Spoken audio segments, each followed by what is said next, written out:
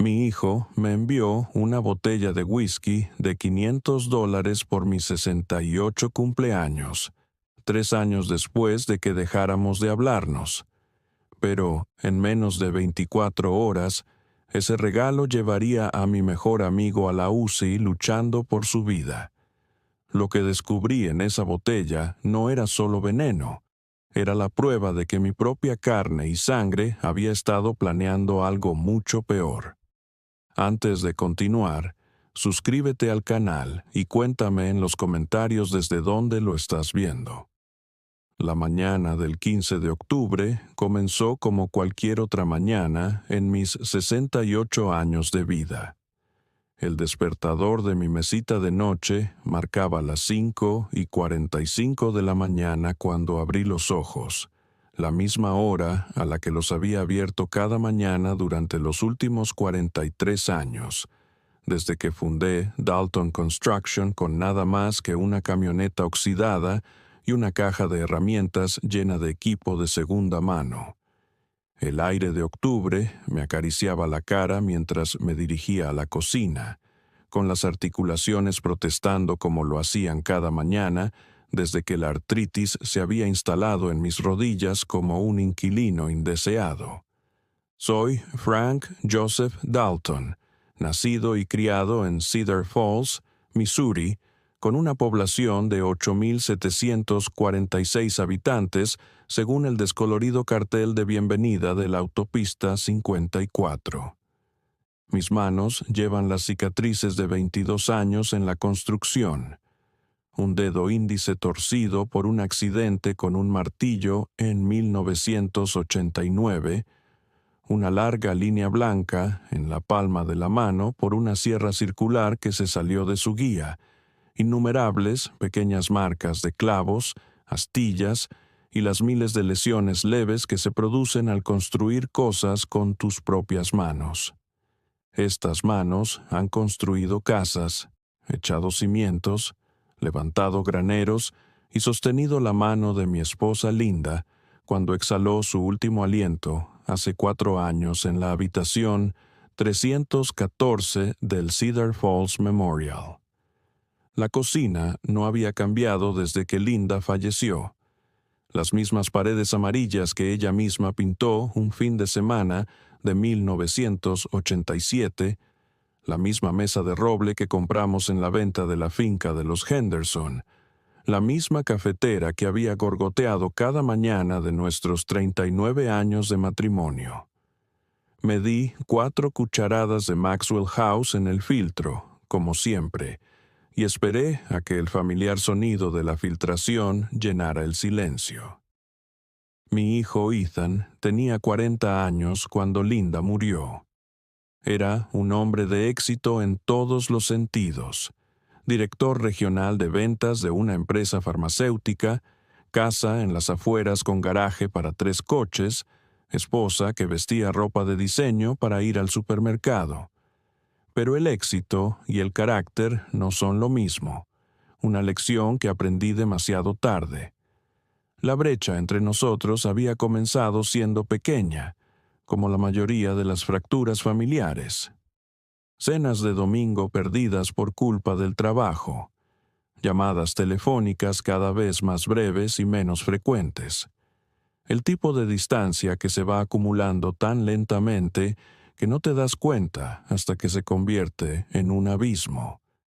La ruptura definitiva se produjo por la granja familiar de Linda, 40 acres de tierra fértil que su padre había trabajado hasta que sus manos quedaron tan nudosas como las raíces de un árbol viejo. Ethan había dado por sentado que permanecería en la familia para siempre, como una especie de memorial a su madre. Pero cuando las facturas médicas empezaron a acumularse, cuando la compañía de seguros encontró todas las razones para denegar la cobertura de los tratamientos experimentales, cuando la elección se redujo a conservar la tierra o mantener a Linda cómoda en sus últimos meses, tomé la única decisión que importaba. La vendí a un promotor inmobiliario por $247,000, suficiente para cubrir las facturas y garantizar que Linda no tuviera que preocuparse por el dinero en sus últimos días. Ethan me llamó traidor a su memoria. Dijo que me había vendido por dinero. No se me escapó la ironía. Esto lo decía un hombre que no había visitado a su madre moribunda en su último mes porque no podía ausentarse de sus preciadas conferencias de ventas.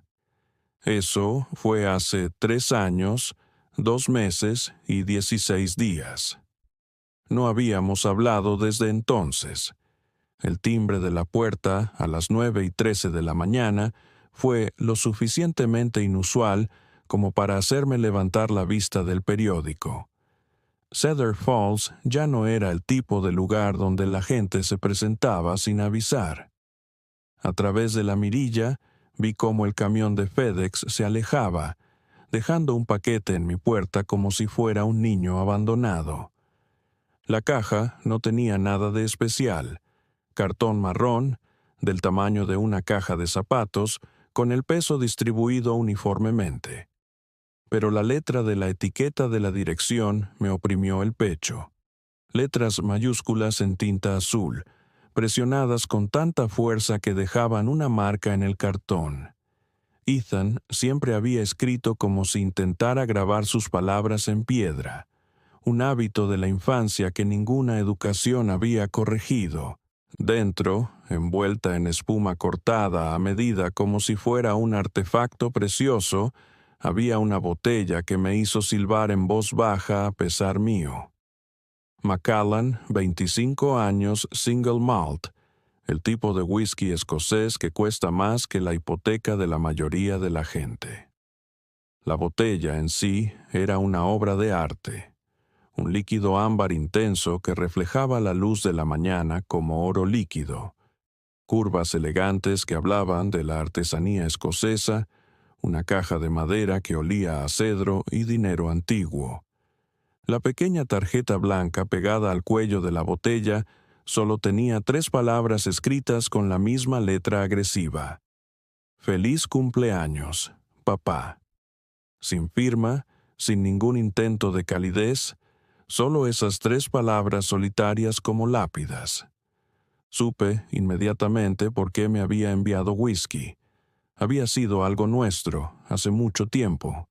Cada Navidad le regalaba una botella de algo especial, empezando por Jim Beam cuando cumplió 21 años, pasando por Maker's Mark, Wild Turkey, Rare Breed, e incluso una botella de Pappy Van Winkle de 15 años que conseguí a través de un amigo contratista. Compartíamos una copa, hablábamos de la vida, fingíamos que nos entendíamos mejor de lo que realmente era.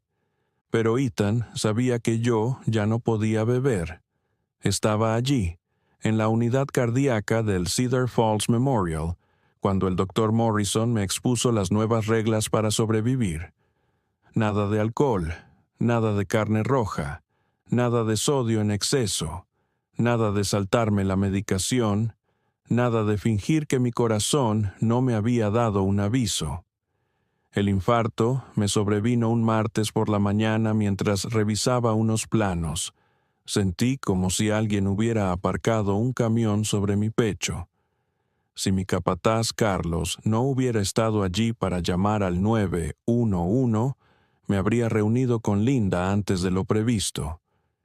Ethan había asintido con la cabeza durante el discurso del médico, haciendo el papel de hijo preocupado, pero su pulgar no había dejado de moverse por la pantalla de su teléfono. Incluso ante la mortalidad de su padre, no podía desconectarse de los negocios que requerían su atención. Allí de pie, en mi cocina, sosteniendo una botella de $500 que no podía beber, regalada por un hijo que sabía que no podía beberla, sentí que algo cambiaba en mi interior. No era una ofrenda de paz, era algo completamente diferente. La decisión sobre qué hacer con el whisky me vino mientras lavaba mi taza de café, viendo cómo los residuos marrones se arremolinaban en el desagüe. La cara de Robert Carson apareció en mi mente como una fotografía que se revela de repente. Robert vivía a 2 millas de County Road 6, en una casa blanca de madera que había pertenecido a su familia durante 3 generaciones. Nos conocimos en el funeral de Linda. Él la conocía de la junta de la biblioteca, y descubrimos que ambos éramos viudos que intentaban averiguar cómo cocinar para uno y llenar los domingos que antes tenían un propósito. Robert era el tipo de amigo que se encuentra más tarde en la vida, cuando ya has dejado de fingir ser otra cosa que lo que eres. Veterano de la Marina, jubilado tras 40 años en la central eléctrica, con manos lo suficientemente firmes como para atar moscas de pesca que parecían joyas. Seguía disfrutando del buen whisky como algunos hombres disfrutan de los puros selectos o los libros raros, con reverencia y atención al detalle. Su colección ocupaba todo un armario de su estudio, con botellas ordenadas por región y edad, como una biblioteca de ámbar líquido. Más que eso, Robert había estado ahí para mí en los momentos importantes. Cuando aquella tormenta de verano arrancó la mitad de las tejas de mi tejado, me desperté y lo encontré ya en una escalera a las 7 de la mañana, con una pistola de clavos en la mano y un rollo de lona equilibrado sobre el hombro. Cuando mi camioneta se averió el invierno pasado, me llevó a todas las citas durante 2 semanas sin que se lo pidiera. Era el tipo de hombre que siempre estaba ahí, sin más. A las 2:15 de la tarde, conduje hasta la casa de Robert con el Macallan asegurado en el asiento del copiloto, envuelto en una vieja toalla y abrochado como si fuera una carga preciosa. La tarde de octubre era perfecta. La temperatura rondaba los 18 grados, las hojas comenzaban a cambiar lentamente de verde a dorado y las cosechadoras trabajaban en los campos lejanos con su antiguo ritmo. Era el tipo de día que te hacía olvidar que se acercaba el invierno, que te hacía creer en las segundas oportunidades y los nuevos comienzos. La casa de Robert estaba situada en una pequeña elevación, con la pintura blanca recién aplicada de su proyecto de verano y un porche envolvente que había acogido 1000 conversaciones y acogería 1000 más. La puerta de su taller estaba abierta y podía oír el chirrido de una sierra de mesa rompiendo el silencio de la tarde. Lo encontré allí, con las gafas de seguridad subidas a la frente, examinando un trozo de madera de cerezo como si fuera a revelarle sus secretos si lo miraba con suficiente atención. La conversación fue fácil, como siempre con Robert. Admiró la botella con el aprecio de un conocedor, pasando el pulgar por la etiqueta y sosteniéndola a contraluz para examinar el color. Sabía lo que costaba una botella como esa. Sabía lo que significaba para mí entregársela. Pero también sabía que no debía hacer un alboroto por ello. Así era Robert. Aceptaba la amabilidad de la misma manera que la daba, sin fanfarria ni falsas protestas. Nos sentamos en su porche durante 30 minutos, hablando de todo menos de lo obvio: la temporada de fútbol de su nieto, el nuevo pastor de la primera iglesia metodista que parecía incapaz de terminar un sermón en menos de 1 hora, el último intento del ayuntamiento de modernizar el centro de la ciudad derribando las últimas tiendas antiguas. Una conversación normal entre 2 hombres que habían aprendido que, a veces, la mejor terapia era simplemente estar juntos y hablar de cosas sin importancia. Robert se sirvió un poco de Macallan, tal vez 1 onza en una de sus buenas copas de cristal. Lo vi saborearlo, dando pequeños sorbos, dejándolo reposar en la lengua antes de tragarlo. Describió el sabor con el lenguaje de alguien que entiende de artesanía. Notas de miel y frutos secos, un toque de especias, el tipo de final suave que justificaba el precio. Sentí una extraña satisfacción al verlo disfrutar de lo que yo no podía, como si hubiera encontrado el hogar perfecto para un libro que ya no podía leer.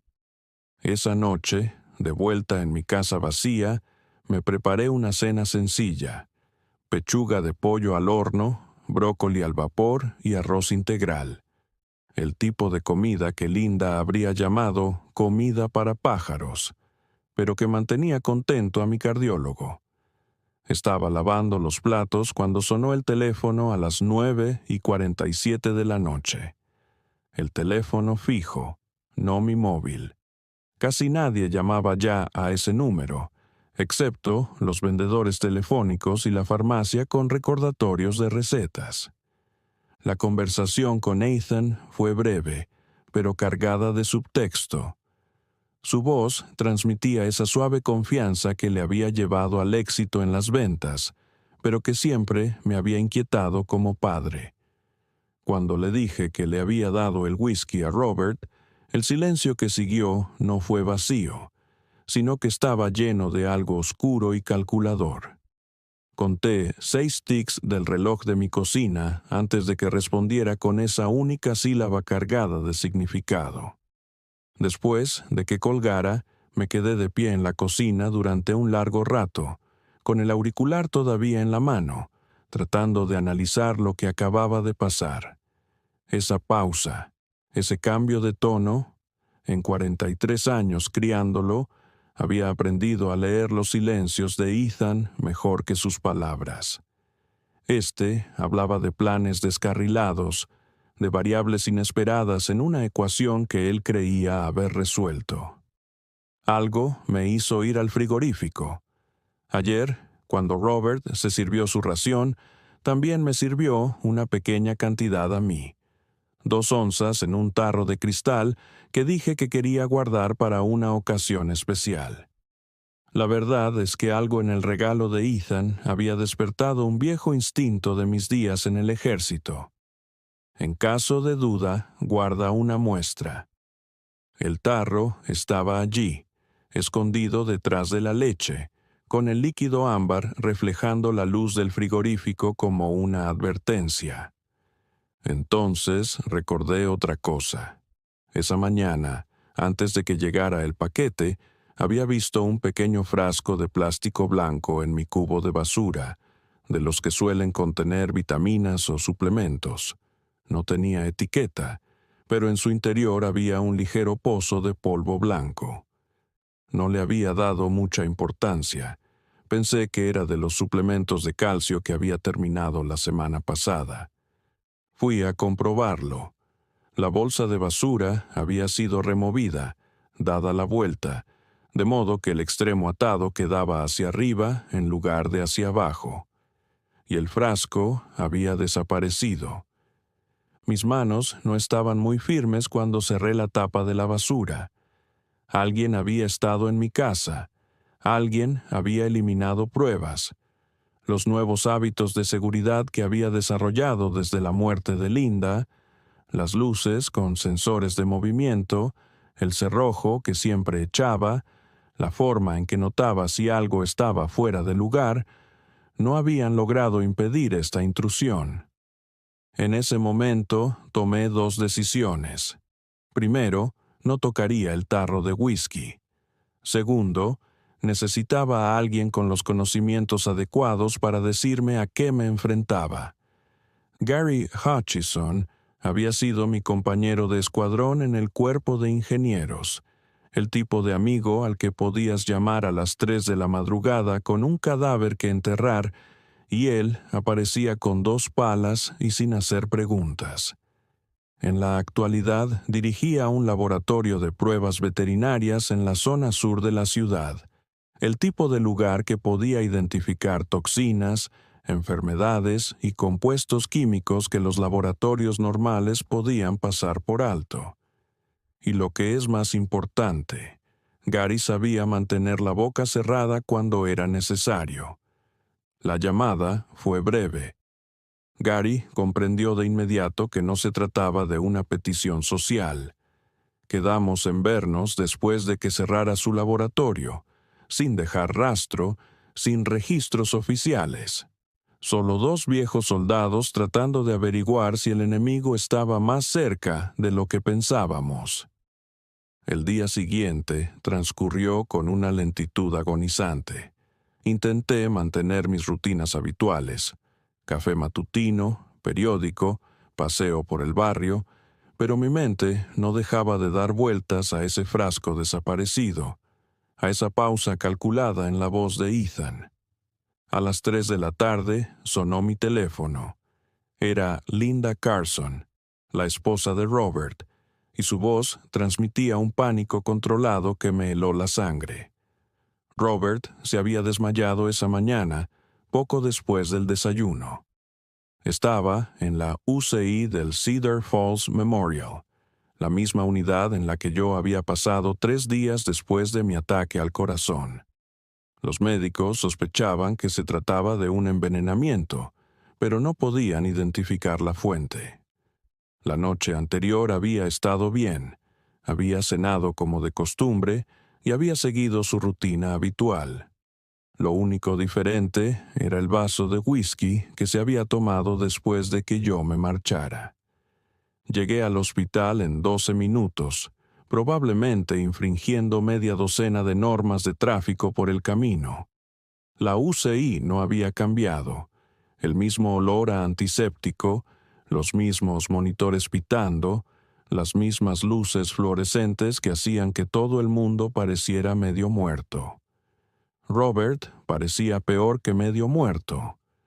Su piel había adquirido una palidez grisácea y las máquinas se encargaban de la mayor parte de su respiración.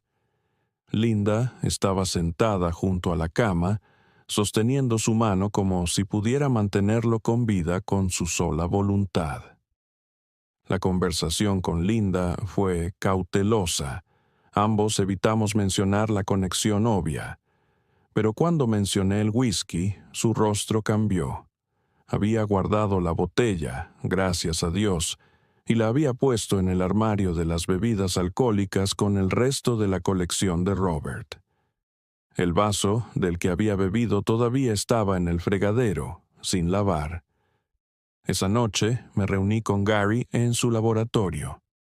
El edificio estaba a oscuras, excepto por la luz de su oficina, y el aparcamiento estaba vacío, excepto por nuestras 2 camionetas.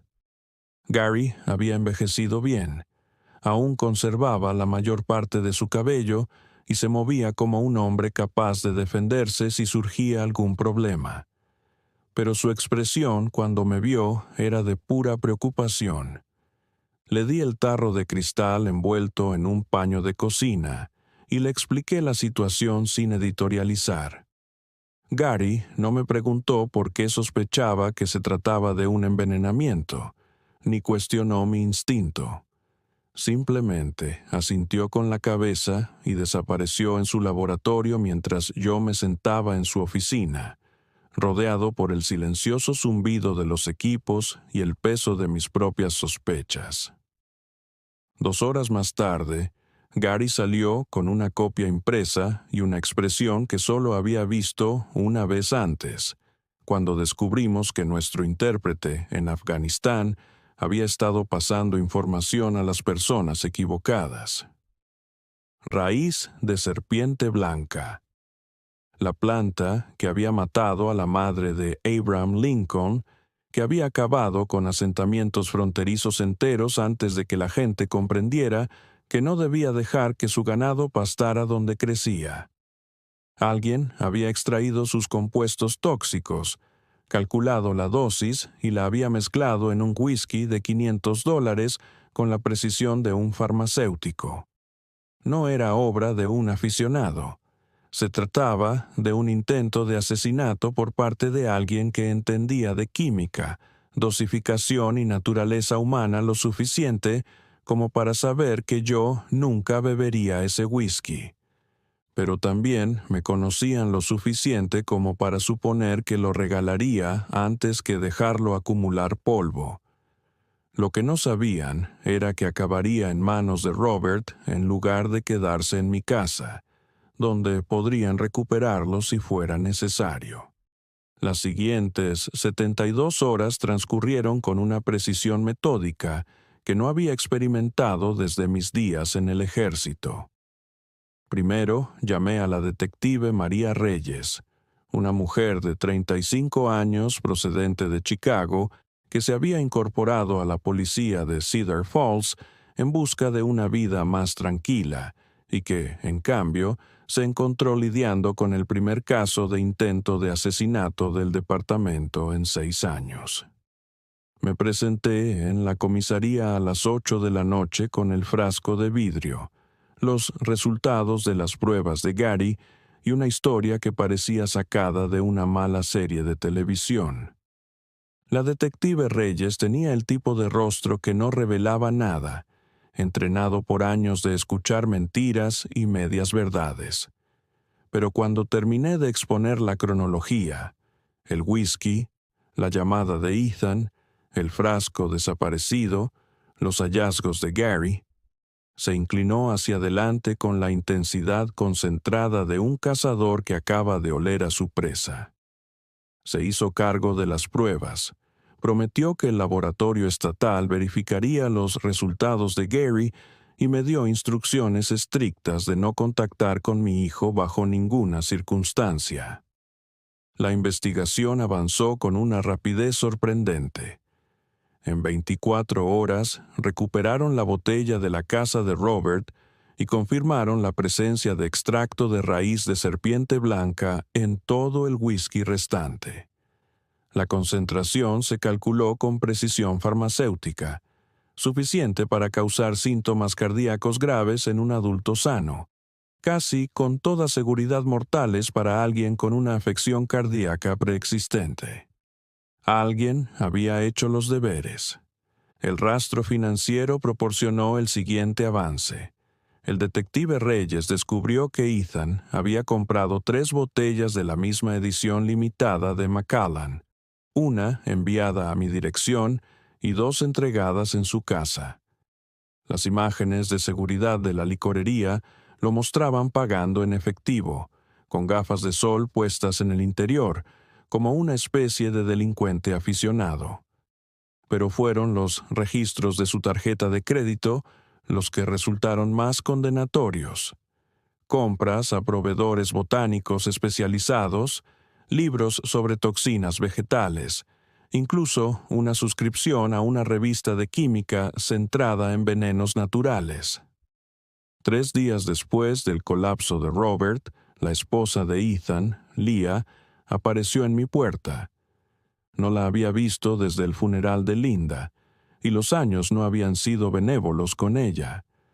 Las ojeras ensombrecían sus ojos, y sus manos temblaban con ese tipo de temblor que proviene del miedo sostenido más que del frío. Había descubierto cosas en su garaje que le hicieron cuestionar todo lo relacionado con el hombre con el que se había casado. El garaje siempre había sido el dominio de Ethan, su taller y refugio, donde se retiraba cuando la vida le decepcionaba. Leah rara vez se había aventurado allí, pero algo, llámese intuición o intervención divina, la había llevado a mirar más de cerca después de enterarse de la hospitalización de Robert. Lo que encontró allí lo cambió todo. 3 tarros de cristal en un estante alto, cada uno etiquetado con cinta adhesiva y unas iniciales: F.D. Frank Dalton, R.C. Robert Carson, L.C. Leah Carson. Dentro de los 2 primeros frascos había material vegetal seco que parecía hierbas comunes, pero que llevaba la muerte en sus hojas. El tercer frasco, el que tenía sus iniciales, todavía estaba vacío. Pero un cuaderno junto a los frascos contaba toda la historia con la cuidadosa letra de Ethan. Cálculos de dosis, métodos de extracción, proyecciones de plazos para cada objetivo. El cuaderno revelaba una mente que había pasado del resentimiento a la malicia con una precisión aterradora. Páginas de cálculos sobre el peso corporal, afecciones cardíacas, interacciones entre medicamentos. Notas sobre mis rutinas diarias, cuándo tomaba mis medicamentos, qué desayunaba, observaciones similares sobre Robert, extraídas de conversaciones casuales y del acoso en las redes sociales. Aún más escalofriantes eran los planes futuros. Leah sería la siguiente, y harían que pareciera un suicidio tras perder a su padre. Luego vendrían los colegas que le habían pasado por alto para un ascenso, el vecino que se había quejado de su césped, cualquiera que se hubiera interpuesto entre Ethan y lo que él quería. Pero fue la huella digital de Ethan la que selló su destino. 6 meses de búsquedas en Internet que parecían un manual para asesinar. Venenos indetectables. Plantas que causan insuficiencia cardíaca. Cómo extraer compuestos tóxicos. Ley de sucesiones en Missouri. Había visitado foros de químicos aficionados, descargado artículos académicos sobre toxinas vegetales e incluso visto vídeos en YouTube sobre técnicas de destilación. Cada búsqueda, cada clic, era otro ladrillo en el muro de la premeditación. La detención se produjo en la madrugada del 21 de octubre. Yo no estaba allí, pero las imágenes de las cámaras de seguridad del barrio de Ethan lo mostraron todo. 3 coches patrulla convergiendo en su casa como una danza bien coreografiada. Ethan saliendo en ropa de correr, viendo a la policía y haciendo algo que me heló más que cualquier veneno. Sonrió. No era la sonrisa de un hombre tomado por sorpresa, sino la sonrisa de alguien que había estado esperando este momento y se había preparado para él. Encontraron todo en el taller de su garaje: los frascos, los cuadernos, el equipo de extracción que parecía un laboratorio de metanfetamina rediseñado por un botánico. Una carta dirigida a mí, sellada en un sobre con la inscripción «Abrir después de». Dentro, un manifiesto de quejas que me pintaba como el artífice de todas las decepciones de su vida. La venta de la granja era solo la última traición de una larga lista que comenzaba con haberme perdido su partido de béisbol del instituto y terminaba con negarme a financiar sus sueños con las criptomonedas. El juicio fue una lección magistral sobre cómo las pruebas circunstanciales se convierten en una avalancha. La fiscal Janet Williams construyó su caso como yo solía construir casas. Primero los cimientos, luego las paredes y, por último, el techo que lo unía todo. El veneno, confirmado por 3 laboratorios independientes. El cuaderno, autenticado por expertos en caligrafía. El rastro digital, presentado con un detalle insoportable. Los registros financieros que mostraban que había investigado mis pólizas de seguro de vida y también las de Robert, calculando cuánto heredaría si las cosas salían según lo previsto. El abogado defensor de Ethan, un showman de cabello plateado llamado Caldwell, intentó todos los trucos posibles. Afirmó que el whisky había sido manipulado después de salir de la posesión de Ethan. Sugirió que yo había colocado pruebas por rencor debido a nuestro distanciamiento. Incluso insinuó que Robert se había envenenado accidentalmente mientras experimentaba con remedios herbales. Pero el jurado vio a través de todo eso y tardó menos de 3 horas en emitir un veredicto que no sorprendió a nadie que hubiera prestado atención. Culpable de 2 cargos de intento de asesinato. Culpable de posesión de una sustancia tóxica controlada. Culpable de conspiración para cometer asesinato por los planes que involucraban a Leah. La jueza, una antigua fiscal, no mostró piedad al dictar sentencia. 25 años sin posibilidad de libertad condicional durante los primeros 15. Ethan tendría 68 años cuando pudiera optar a la libertad, la misma edad que yo tenía cuando intentó matarme. El momento que me persigue se produjo durante las declaraciones de las víctimas. Me subí al estrado, miré a mi hijo con su mono naranja e intenté encontrar palabras para una traición que desafiaba el lenguaje. Al final, hablé del niño que me había ayudado a construir una casa en el árbol en nuestro jardín, que había llorado cuando murió nuestro perro, que me había escrito tarjetas por el Día del Padre llamándome su héroe. Le pregunté al tribunal dónde había ido a parar ese niño, y si el hombre esposado lo había matado tan seguro como había intentado matarme a mí. Ethan me miró con ojos como el invierno y, cuando terminé, articuló 3 palabras. Esto no ha terminado. Robert se recuperó, aunque le llevó meses de rehabilitación y un ajuste del marcapasos que casi lo mata por segunda vez.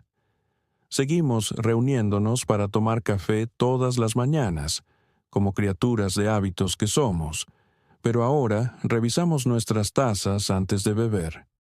Un ritual que sería divertido si no hubiera nacido de un intento de asesinato. Su hija instaló cámaras de seguridad alrededor de su casa, y Linda insiste en preparar ella misma todas sus comidas. La confianza, una vez rota por el veneno, no se cura fácilmente. La botella de whisky se convirtió en prueba, encerrada en algún almacén de la policía donde permanecerá hasta que los archivos del caso sean finalmente destruidos. Pero yo conservé una cosa: ese tarro de cristal con 2 onzas de whisky envenenado, ahora sellado en una bolsa de pruebas que guardo en mi caja fuerte ignífuga. Algunos lo llamarían morboso, pero yo lo llamo un recordatorio. Un recordatorio de que el mal no siempre tiene el rostro de un extraño, que la capacidad de crueldad puede crecer en el mismo corazón que una vez te amó. Pienso en Ethan todos los días. No en el hombre que intentó matarme, sino en el niño que existía antes de que la oscuridad se apoderara de su alma. Tengo fotos de aquellos días, fiestas de cumpleaños, mañanas de Navidad, el día en que se graduó en el instituto. A veces las extiendo sobre la mesa de la cocina como si fueran cartas del tarot, buscando señales que se me escaparon, momentos en los que podría haber intervenido, palabras que podrían haber cambiado nuestra trayectoria. Pero esa es la seductora mentira de la retrospectiva, la creencia de que podríamos haber evitado la tragedia si hubiéramos prestado atención. La verdad es más oscura y más simple. Algunas personas eligen la crueldad con la misma deliberación con la que eligen los cereales para el desayuno. Sopesan sus opciones, calculan las consecuencias y deciden que su resentimiento supera cualquier restricción moral. Ethan no envenenó ese whisky en un momento de pasión. Lo planeó durante meses, perfeccionó su método, seleccionó sus objetivos con el mismo cuidado que antes había empleado para elegir los regalos de Navidad. La casa se siente diferente ahora. Instalé nuevas cerraduras, cámaras de seguridad, un sistema que alerta a mi teléfono si se abre alguna puerta o ventana. El hilo que estiro cada noche a lo largo del marco de la puerta, un viejo truco del ejército para detectar intrusiones, se ha convertido en parte de mi rutina antes de acostarme, como cepillarme los dientes. Compruebo cada sello de cada botella, examino cada paquete que llega, trato los regalos inesperados como amenazas potenciales, porque eso es en lo que se han convertido. Pero el cambio más profundo no está en mis rutinas ni en las medidas de seguridad. Está en saber que crié a un hijo capaz de cometer un parricidio, que en algún punto de la mezcla entre naturaleza y crianza, algo salió catastróficamente mal. Otros padres se preocupan por la carrera profesional o el matrimonio de sus hijos. Yo me preocupo por el tercer tarro de cristal, el que tiene las iniciales de Leah, y por si Ethan tiene discípulos fuera que puedan terminar lo que él empezó. Algunas noches, cuando no puedo dormir y la casa cruje bajo el peso de su historia, me siento a la mesa de la cocina con una taza de café y la foto de Linda. Le hablo de nuestro hijo, de en qué se convirtió, de cómo sigo aquí a pesar de sus esfuerzos. Me pregunto si ella vio algo que a mí se me escapó, si hubo señales de advertencia en esos últimos meses que los analgésicos ocultaron. Pero sobre todo me siento en silencio, dejando que llene los espacios donde antes estaba mi familia. La historia corrió como la pólvora por Cedar Falls, volviéndose más elaborada con cada repetición. Algunos me pintan como un héroe que burló a un asesino. Otros me ven como un ejemplo aleccionador sobre los peligros del distanciamiento familiar. La verdad, como siempre, es más complicada y triste. Solo soy un anciano que regaló una botella de whisky porque su corazón no podía soportarlo y, al hacerlo, salvó su propia vida por accidente. Pero quizás así es como la mayoría de nosotros sobrevivimos a nuestros peores momentos, a través de hábitos y decisiones que parecen insignificantes en ese momento. Las órdenes de mi médico me impidieron beber veneno. La amistad de Robert le dio a ese veneno un objetivo diferente. La experiencia de Gary reveló la verdad. El valor de Leah sacó a la luz las pruebas. La diligencia del detective Reyes construyó un caso que se mantendría. Una cadena de pequeños actos que se sumaron a la justicia, o al menos a lo que se considera justicia cuando tu propio hijo intenta detener tu corazón. Ahora tengo 71 años. Sigo empezando cada día a las 5:45 de la mañana. Sigo bebiendo café Maxwell House en la misma taza que Linda me compró hace 30 años. La artritis ha empeorado y me cuesta más subir las escaleras, pero cada mañana es un regalo que Ethan intentó robarme. Cada puesta de sol una pequeña victoria sobre alguien que pensaba que el rencor justificaba el asesinato. A veces se detienen turistas que quieren escuchar la historia del whisky envenenado de boca del hombre que la vivió. Los despacho. Esto no es entretenimiento, y yo no soy una atracción turística. Solo soy Frank Dalton, constructor de casas y superviviente de la traición, viviendo mis días en una ciudad que finge olvidar pero lo recuerda todo. El columpio del porche sigue crujiendo con el viento, y octubre sigue tiñendo las hojas de dorado. La vida continúa con sus ritmos ancestrales, indiferente a la malicia humana. Y en algún lugar, en una celda de hormigón, mi hijo cuenta los días que le quedan para volver a intentarlo. Esa idea debería aterrorizarme, pero sobre todo me cansa. 25 años es mucho tiempo, pero no tanto como la eternidad. Y la eternidad es lo que él intentó arrebatarme, medida en onzas envenenadas de líquido ámbar que reflejaban la luz como falsas promesas. Así que espero. Compruebo mis cerraduras, estiro mi hilo y pruebo mis sellos. Bebo mi café, me reúno con mi amigo e intento no pensar en los tarros de cristal vacíos con iniciales aún por llenar, porque así es la supervivencia cuando la amenaza proviene de tu propia sangre. Ni un solo momento de triunfo, sino 1000 pequeños actos de vigilancia, repartidos a lo largo de los años que quedan. El whisky se ha acabado, el juicio ha terminado, y el hijo que crié ahora solo existe en fotografías y recuerdos.